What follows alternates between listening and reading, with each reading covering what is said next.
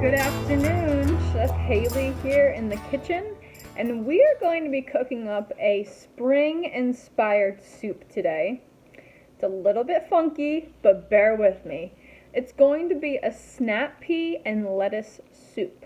We're going to get started with chopping up an onion today. I also have a medium stock pot going right now, and it's being heated on a very low heat because we're going to saute this guy up.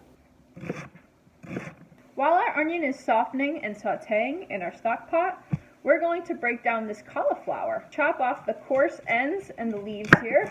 You can also substitute cauliflower for potatoes. And you don't need to chop this in any which way, just kind of evenly chop up your cauliflower and or potatoes. Over low to medium heat, you want to saute your onions for about 3 to 4 minutes until they're softened and translucent. Into the onion and cauliflower pot, we're going to add 8 cups of stock. Once everything is in your pot, we're going to turn the heat up to high, bring this baby to a boil, and then once it boils, we're going to reduce it to a simmer on about a low heat. And we want the cauliflower or the potatoes to just become tender. While our soup is simmering, we're going to work on cleaning our snap peas. So what you want to do is we want to take this stringy stem off. We're just going to kind of take it and then there's going to be a string that comes off of it.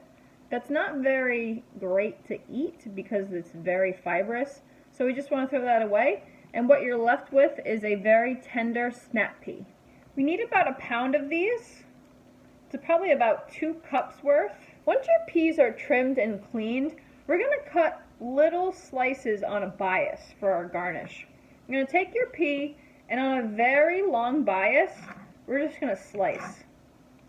And this is going to make a beautiful accentuated pea texture and shape. You just need a few of those for the garnish, and the other peas, you could just cut them in half.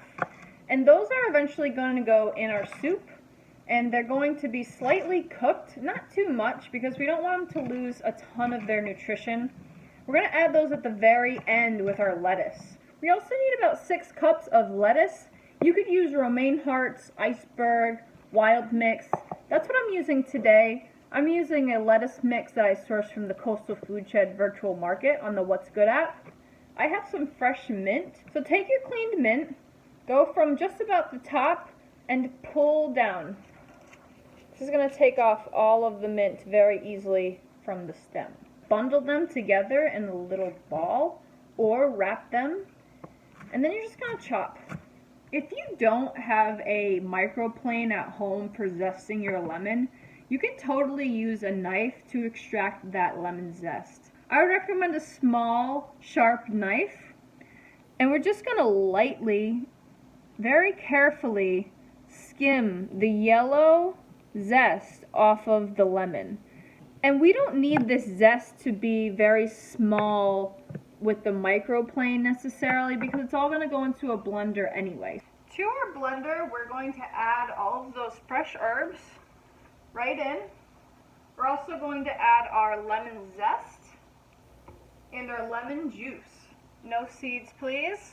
But we're going to add the contents of the soup to the blender very carefully. You can also use an immersion stick if you have one of those. Pulse it a few times to begin.